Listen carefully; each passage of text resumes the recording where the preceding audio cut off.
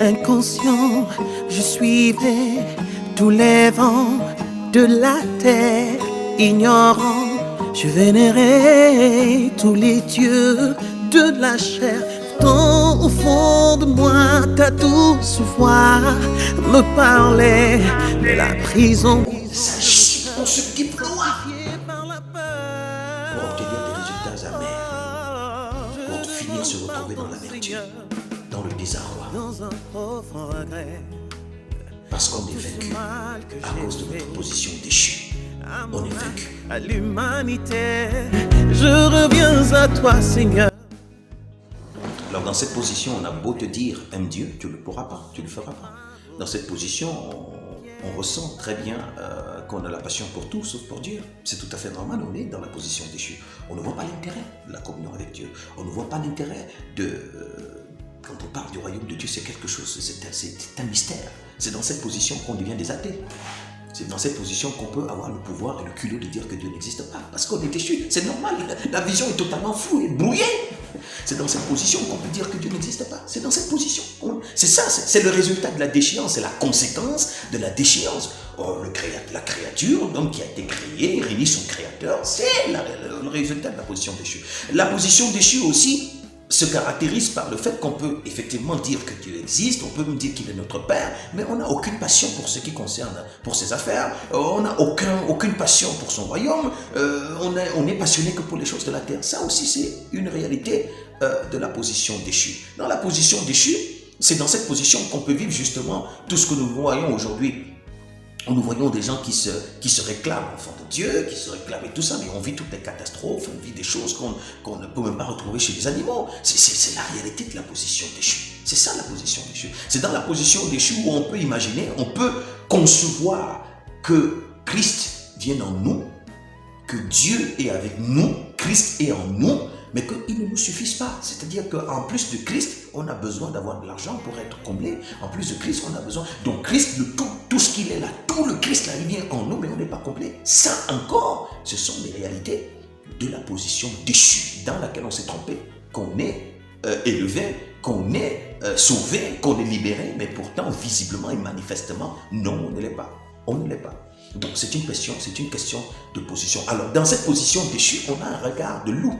On a un regard de loup, on voit tout au travers de la bête, on a un regard bestial, c'est pour ça qu'on dramatise tout, c'est pour ça qu'on diabolise tout, c'est pour ça qu'on accuse les gens, c'est pour ça qu'on amplifie les problèmes, c'est pour ça qu'on est toujours en train de voir le mauvais côté des choses, c'est pour ça qu'on est toujours défaitiste, on est toujours plaintif, on est toujours... Donc c'est ça les réalités de la position déchue.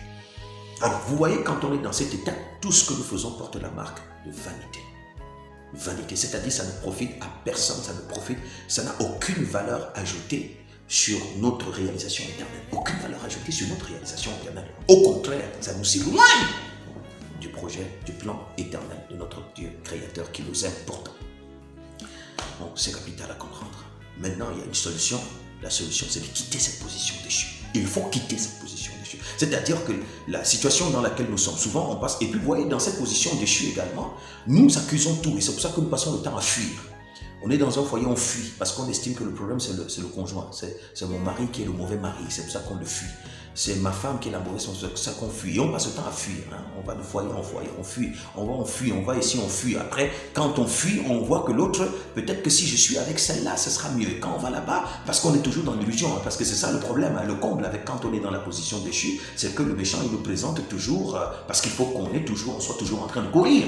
Donc, il nous présente des objectifs qui semblent...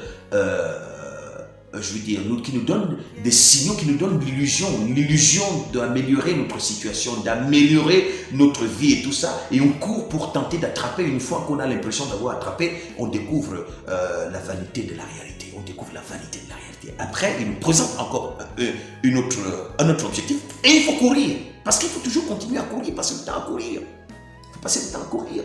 Il faut bien qu'on soit dans cette folle course, dans cette course folle. Donc, on passe le temps à fuir. on accuse. Voilà, mais non, on passe le temps à fuir et on croit que c'est en changeant forcément l'environnement autour de nous que nous parviendrons à la stabilité, que nous parviendrons au bonheur, et on passe le temps à changer, on passe le temps à accuser les meubles, on passe le temps à accuser, je sais pas moi, la couleur, on passe le temps à accuser, et on passe le temps à accuser tout et à fuir et à accuser et à fuir, et finalement, en réalité, on ne peut pas fuir son ombre parce que l'ombre de notre déchéance est collée à nous.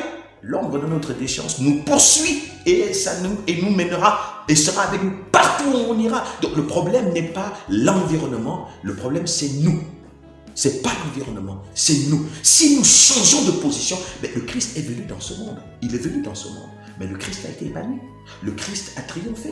Le Christ a accompli sa mission. Il a accompli sa mission dans un monde d'iniquité, au milieu d'un monde d'iniquité, de perversion, de méchanceté, de tentation, de séduction, de convoitise. Il a accompli sa mission. Et depuis qu'il est venu, il y a des hommes de la même nature comme nous qui l'ont connu et qui ont accompli leur mission selon Dieu et qui sont rentrés dans la gloire éternelle. Donc, pas d'excuses. C'est pas l'environnement le problème.